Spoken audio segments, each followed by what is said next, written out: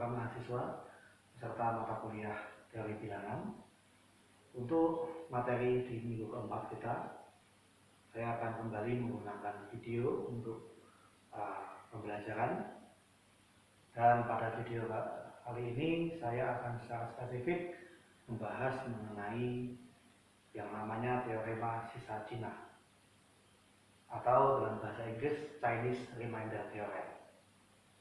Ini merupakan suatu kajian yang merupakan menu wajib ya untuk mata kuliah teori bilangan, dan nanti akan ada ya beberapa penerapannya juga ya. Mungkin nanti kita bisa melihat ya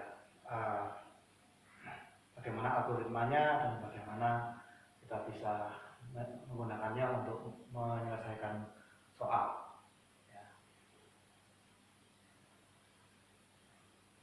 Ya, di sini mengapa namanya Cina? Kenapa teorema sisa Cina? Kenapa tidak negara yang lain? Itu dikarenakan awal mula dari teorema ini itu diawali dari sebuah teka-teki yang konon dulu mungkin di awal abad mungkin di abad awal gitu ya, itu cukup populer ya di kalangan orang-orang di negeri Tiongkok. Teka-tekinya mengenai bilangan juga ya.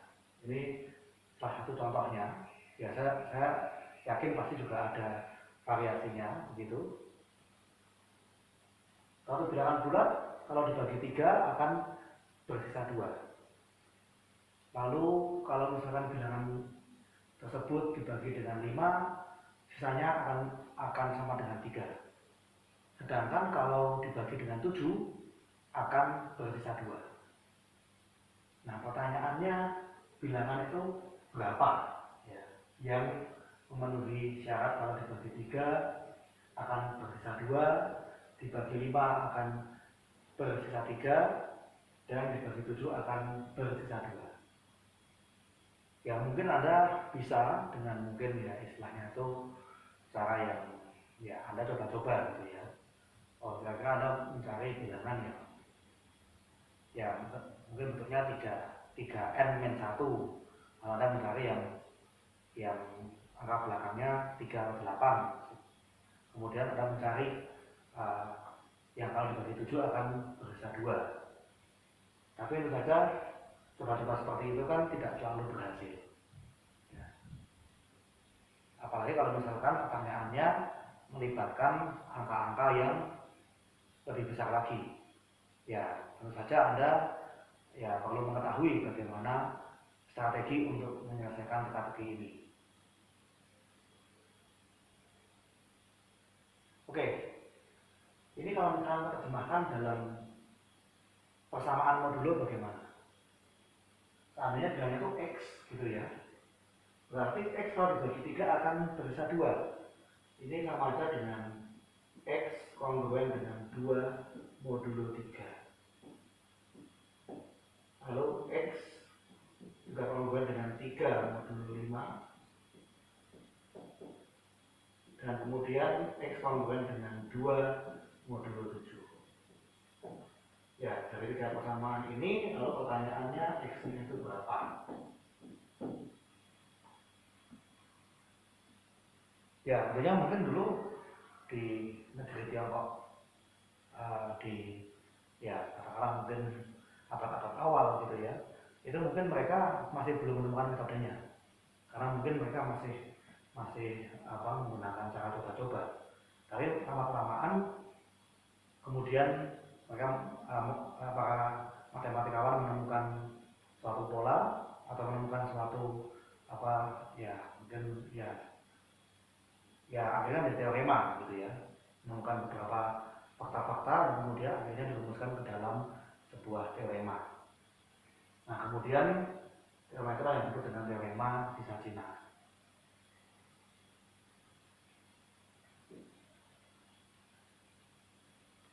Ya, sebelum kita masuk ke bunyi teoremanya, ada baiknya kalau saya mengingatkan kembali untuk yang kemarin ya. Kalau misalkan Saya mau mencari inverse perkalian modulo n.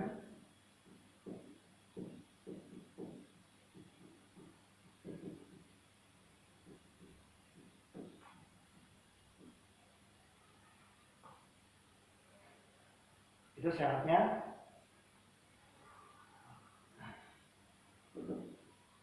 ya, misalkan m itu anggota dari Zn gitu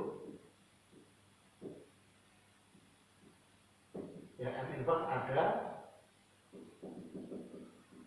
jika GCD dari m dan n sama dengan 1 ya, atau dengan kata lain m dan n merupakan bilangan yang relatif prima ya, jadi tidak punya faktor persekutuan kecuali 1. Dan di sini kalau GCMN sama dengan 1, nanti menurut perluasan algoritma Euclid,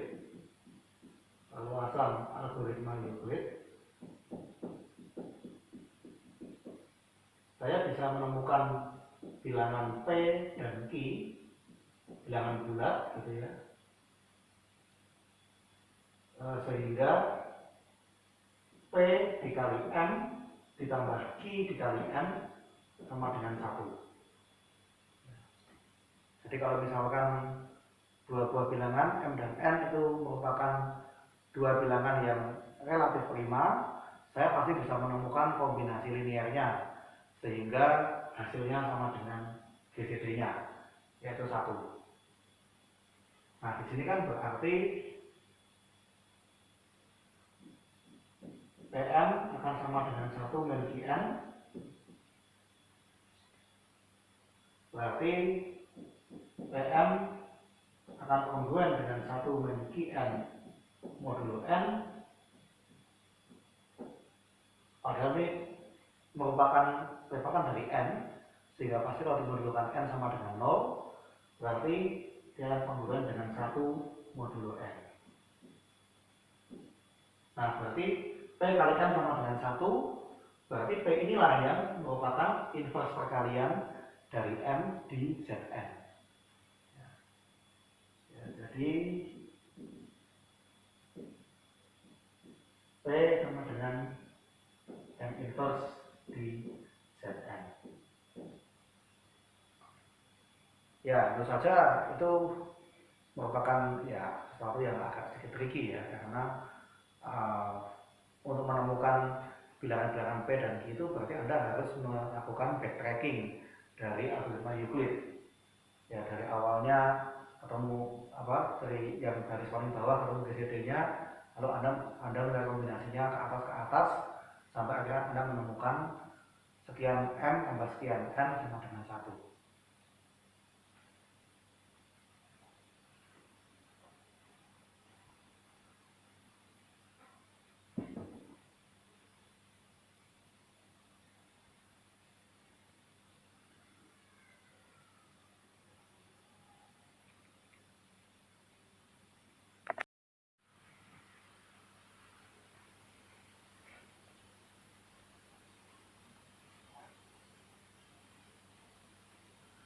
Setelah tadi kita mengingat kembali ya bagaimana mencari inverse perkalian di Zn,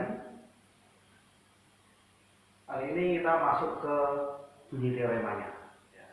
Jadi kan saya cerita di awal itu ada sebuah teka-teki, mungkin dulu belum ada yang menemukan bagaimana algoritmanya, lalu kemudian setelah dikaji lebih mendalam, kemudian ditemukan beberapa mungkin pola atau beberapa sifat ya, beberapa ya mungkin statement yang masih berlaku. Nah, hingga akhirnya dirumuskanlah sebuah teorema yang disebut dengan teorema Pisagina. Nah, ini adalah bunyi teoremanya.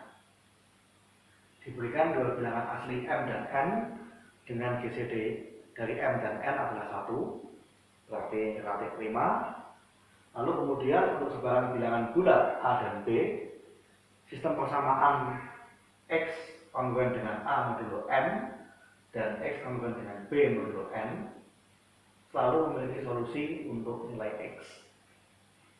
Jadi kalau M dan N ini merupakan dua bilangan yang relatif prima, pasti kita bisa menemukan solusi dari sistem persamaan ya X kongruen dengan A modulo M dan X kongruen dengan B modulo M untuk apapun A dan B-nya. Dan lebih lanjut, solusi tersebut adalah bernilai tunggal terhadap modulo M kali N. Maksudnya, solusinya kalau di Z, di bilangan bulat, itu nggak tunggal, ada banyak. Tapi kalau di modulo kan M kali N, nanti hasilnya akan sama. Mari kita lihat ya. Kita buktikan saja teoremanya. Ya, oke. Buktinya ya.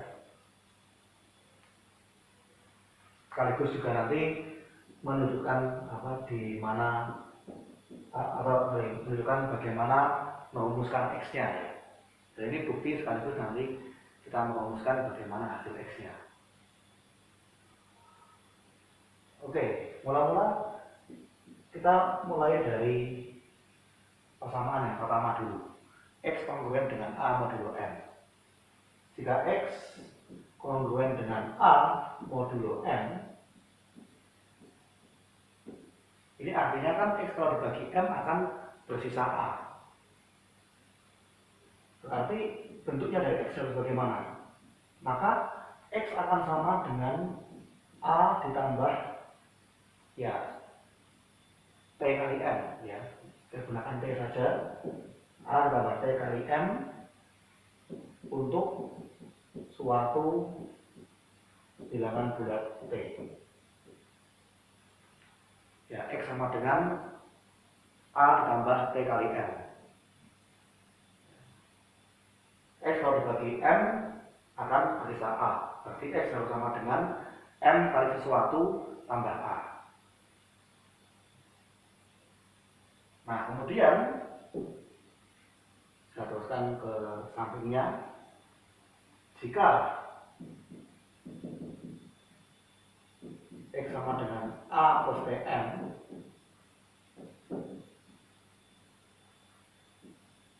juga memenuhi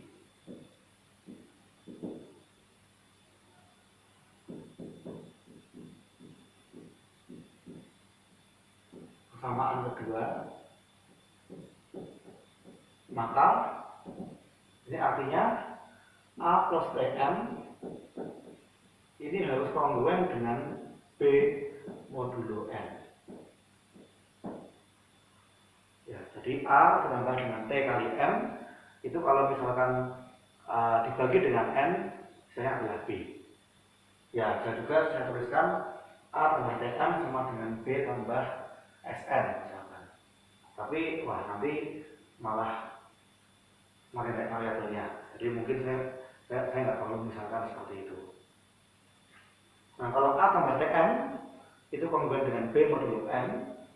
Nah, seandainya ini saya pindah luas kan juga bisa ya. Jadi masing-masing dibagi dengan A. Berarti kan ini akan berakibat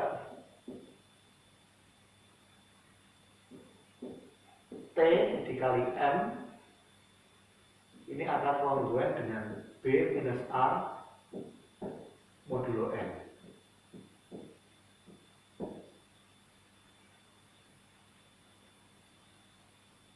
Nah, di sini sebenarnya yang jadi masalah adalah T itu berapa, gitu ya. Karena kalau A, B, M, dan N itu kan semuanya diketahui di soal. Yang belum kita ketahui adalah T-nya. Nah, di sini kita akan menggunakan yang namanya inverse modulo M. Dan itu dijamin ya, karena M dengan N GCD-nya adalah 1. Berarti M ini pasti punya inverse modulo M.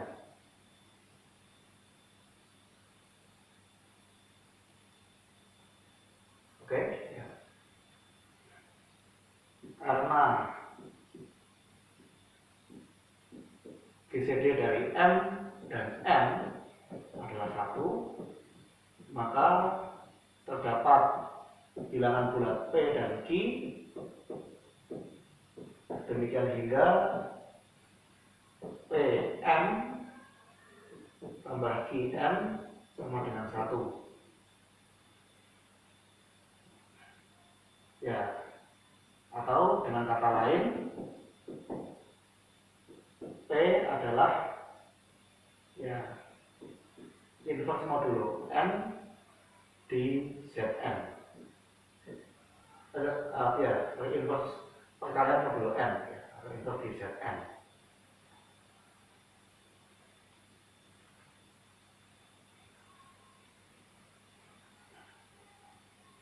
Nah, berarti seandainya kedua ruas ini saya kalikan dengan P, gitu ya. Ya, akibatnya kalau misalkan kedua ruas ini pada persamaan ini masing-masing saya kalikan dengan P, berarti T kali M kali P ini akan kongruen dengan B min A dikali P modulo N. Nah, padahal M kali P, ya menurut pembahasan sebelumnya, ini akan sama dengan, atau akan kongruen dengan 1 modulo N. Berarti kita bisa mengatakan, ini sama dengan 1, yang M kali P, berarti T kongruen dengan B min A kali P modulo N.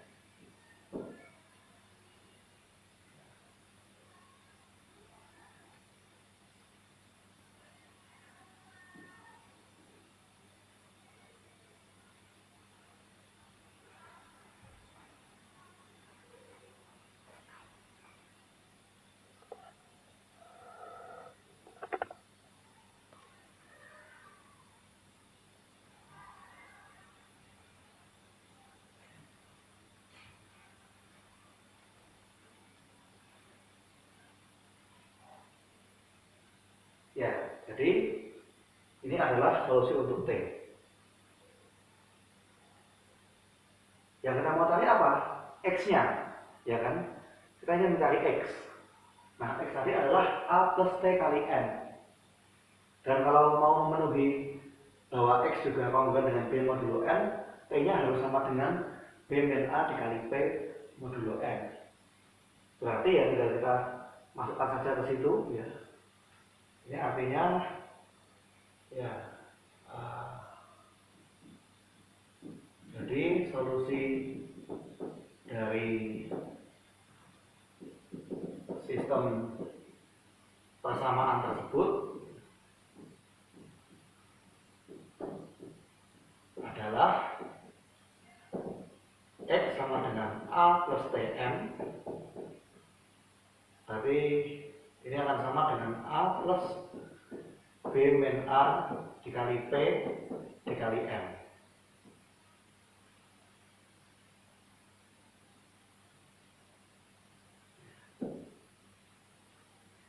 Ya, hasilnya adalah X sama dengan A plus B min A dikali P kali M. Ya, dengan P adalah inverse perkalian dari M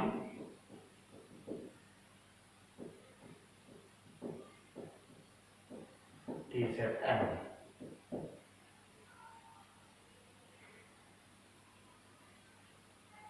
Yang diperoleh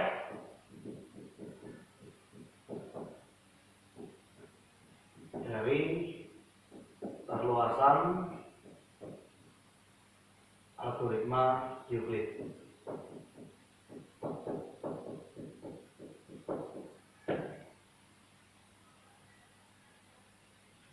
Ya, jadi ini sudah menjadi solusinya, gitu ya.